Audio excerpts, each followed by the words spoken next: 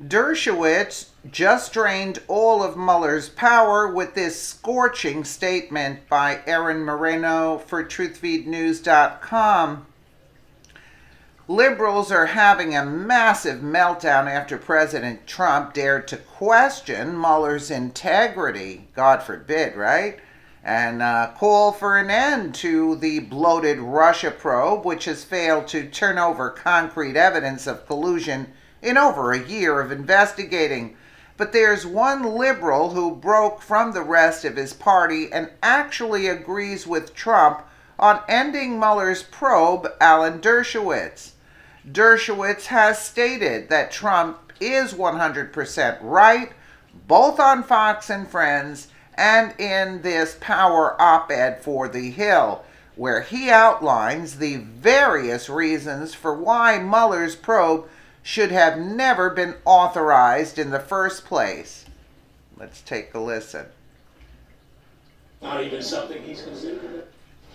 House Freedom Caucus Chairman there, North Carolina Congressman Mark Meadows, saying Special Counsel Robert Mueller will not be fired by the president, and this comes as President Trump beefs up his legal team and ahead of a possible meeting between President Trump and Robert Mueller. Joining me now is Harvard Law Professor Emeritus Alan Dershowitz. Alan, thank you for joining us this morning. So first off, there you have another example, Mark Meadows, someone who says he spoke with the president, and the president says he has no intention of firing Robert Mueller, but still speculation is running wild.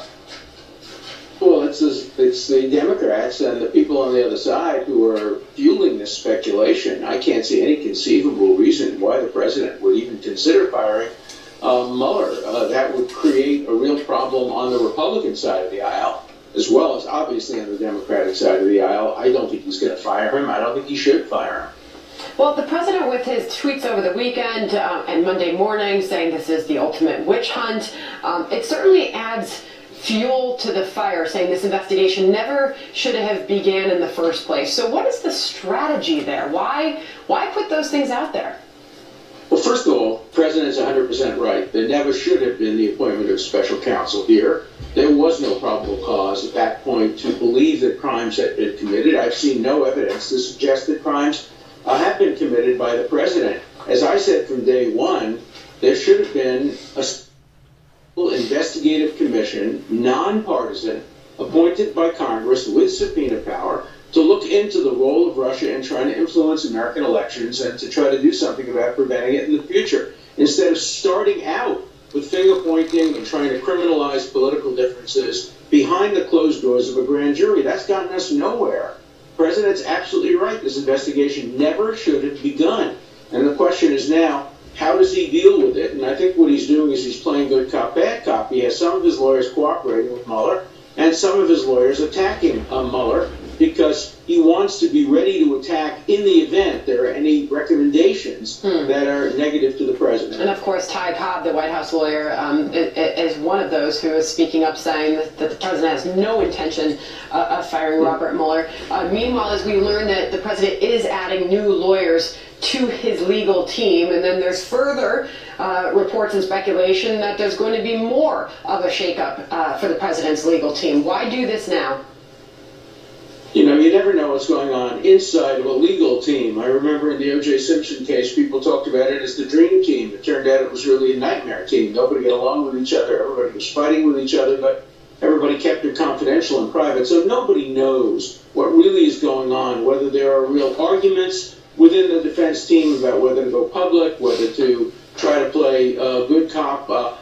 These are issues that are impossible for outsiders to know because conversations between lawyers and clients and among lawyers are privileged, and we don't have the right to know what they say to each other. How would you describe, Alan, the current position that this president is in amid this investigation?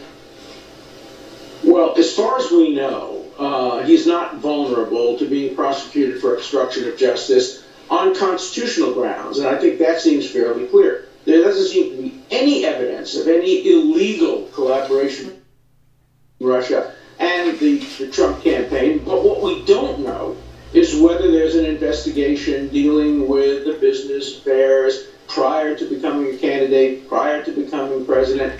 Nobody knows, and he is being subjected to what I call a legal colonoscopy. They are looking at every conceivable aspect of his business life, and who knows how many people could survive that kind of an inquiry. So I think on the public things, the Russia thing, the obstruction of justice, he's on pretty safe ground. On the material regarding his own business dealings, it's impossible to know. Should the president agree to some sort of sit-down or direct questioning from the special counsel? Depends on what the alternatives are. If the alternative is to be summoned in front of a grand jury without his lawyer present to answer questions on every subject, that's obviously the worst possible approach. If he can compromise by having several hours with restricted questions on restricted subjects with his lawyer present, with an opportunity to confer with his lawyer, that might be the least worst solution. Obviously, he'd prefer not to speak at all, but that may not be an alternative that's available to him. Lastly, I want to ask you about these Andrew McCabe memos. Following his firing, Robert Mueller now has possession of those memos. What do you expect to come from those? Well, I think they'll basically confirm what he's already said. These are self-serving memos, obviously written by him to memorialize what he remembers. It'll be subject to cross-examination, but I don't expect any smoking guns to come out of these memos. Alan Dershowitz, great to get your perspective and thoughts this morning. Thank you, sir. Totally agree with Dershowitz. I don't agree with a sit-down with Mueller. The attacks on Trump are unbelievable. So how is the man supposed to function with all these inquiries against him?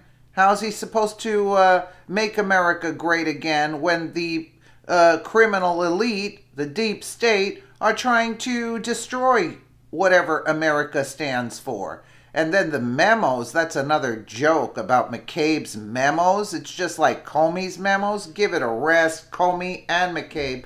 Let me know what you guys think in the comments below. And again, thank you so much for watching.